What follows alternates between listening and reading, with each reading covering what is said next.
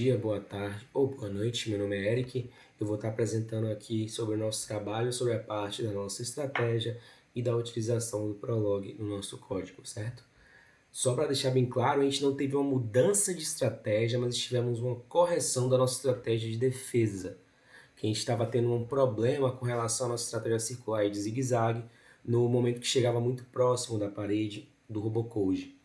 Aparentemente, o robô estava calculando determinadas angulações em que ele entendia que estava muito próximo, ele tentava sair da parede, mas ao mesmo tempo, nesse intermédio, ele calculava que estava longe. Então, ele voltava para a parede e ficava naquele loop infinito enquanto ele chegava próximo da parede.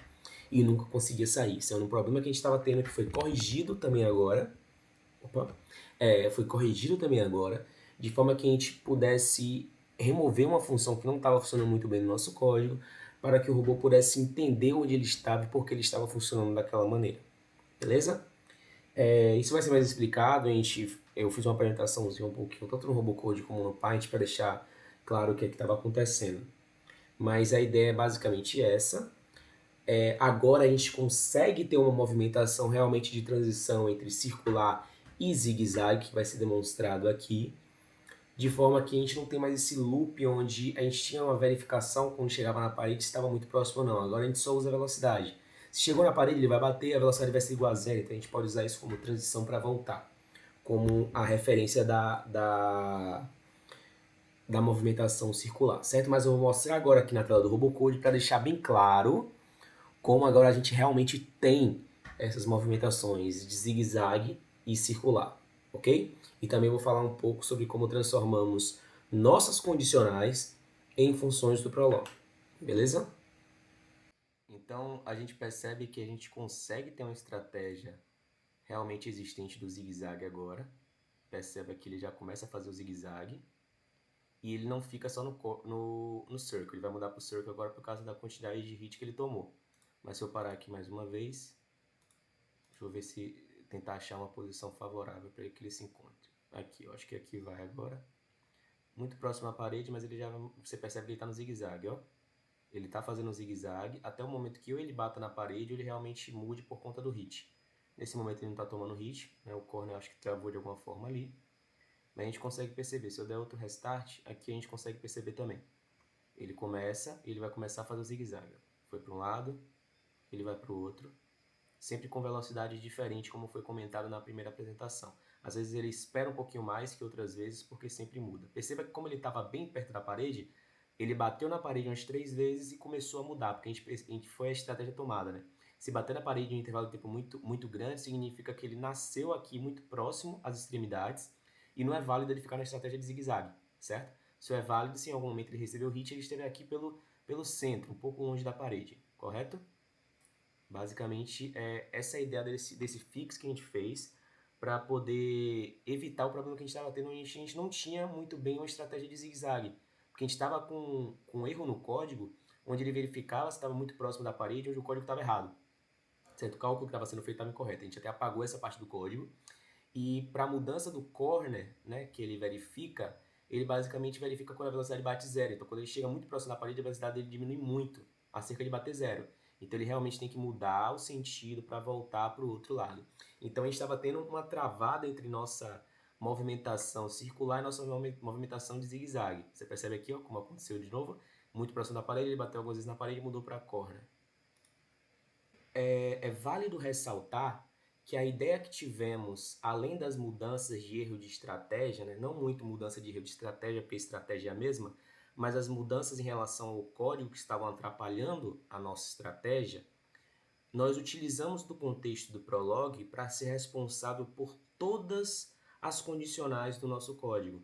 Então, todo tipo de condicional de verificação do nosso código, que era feito até então em Java, agora está sendo carregado a partir de um script de Prolog, que é responsável pelo cálculo através de suas funções que nós construímos, como a função de verificação de velocidade igual a zero, que acontece no momento que o robô chega próximo da parede e bate nela, que a gente verifica igual a zero, volta. Então ele faz isso, como a verificação da quantidade de hits que o robô está tomando na sua partida. Perceba, ele tomou 3 hits aqui, já vai mudar a estratégia. Tomou 2 hits, perdão. Mas agora ele vai mudar a estratégia. Ó, circular. Então, essas verificações condicionais estão sendo feitas por vários scripts de Prolog, certo? Várias funções de Prolog que estão sendo salvas em um arquivo .pl, que, tal qual esse arquivo, está presente na pasta do Robocode. E aí, nosso código Java, ele importa esses arquivos, carrega em determinadas carries, e a gente verifica se essas carries têm soluções para determinados parâmetros que estamos passando. Então, toda e qualquer verificação condicional do nosso código é dado em formato de uma condição e uma função do Prolog. Como eu disse, verificação de quantas vezes a gente está batendo na parede, quantas vezes a gente está tomando hit dentro dos nossos intervalos e coisas do tipo. Ok?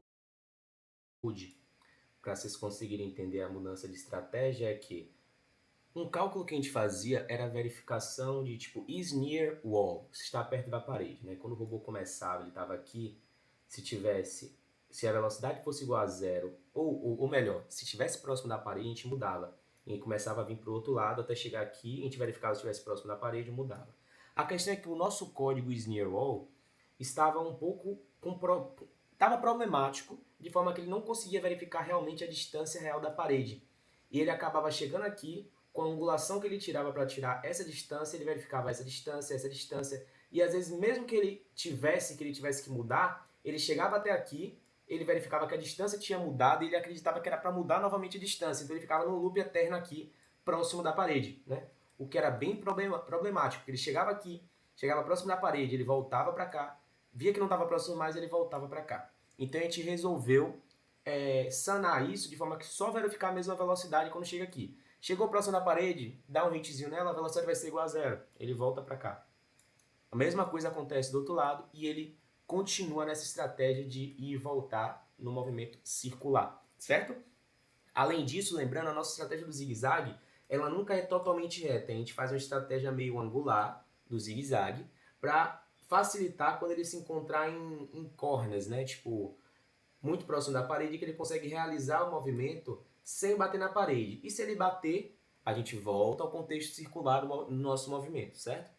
Agora falando um pouco sobre as decisões do nosso Prolog. A gente criou algumas funções de Prolog para ser responsáveis pelas nossas condicionais.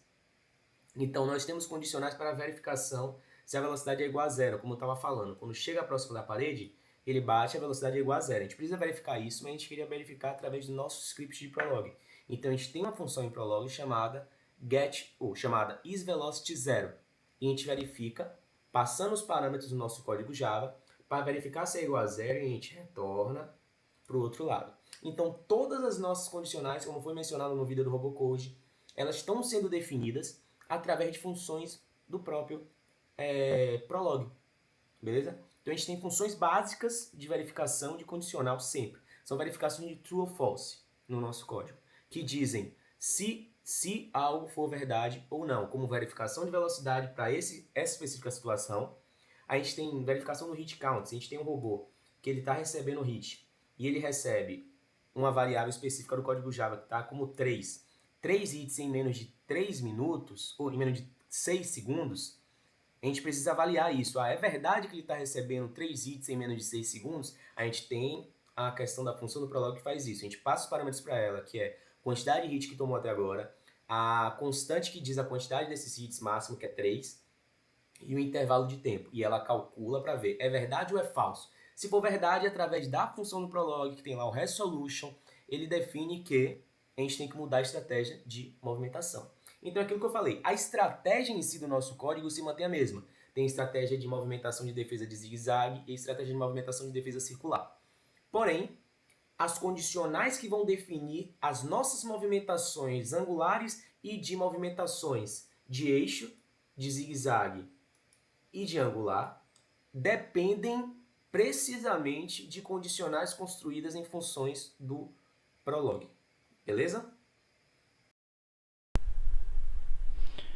Olá, meu nome é Alberto e hoje eu vou estar apresentando o Alberto Eric Robot, que foi um robô que nós desenvolvemos utilizando um algoritmo genético. Por algoritmo genético, uma informação muito importante são os cromossomos. Para esse nosso robô, nós conseguimos separar 7 cromossomos. O primeiro cromossomo ele é responsável por alternar a movimentação do robô. A partir de que forma ele faz isso? Ele faz isso a partir da quantidade de hits que esse robô pode levar do seu adversário ou então atingir a parede. Então nós restringimos ali um valor para esse cromossomo de 1 até 15, porque acima de 15 nós entendemos que seria muito nocivo para a pontuação do robô ser atingido tantas vezes antes de trocar a sua estratégia de movimentação. O segundo cromossomo, nós pensamos em usar ele para cadência de tiro.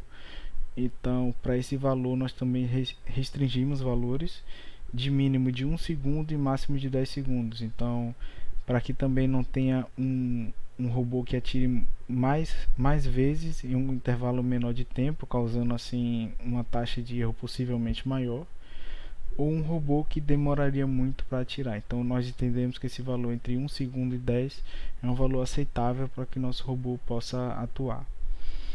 Outro valor é o valor de intervalo entre os hits da parede. Então, caso o robô ele atinja um determinado número de vezes a parede em um intervalo de tempo, também é um indicativo de que esse robô deve mudar sua estratégia de movimentação. Esse foi aí um terceiro cromossomo que nós utilizamos.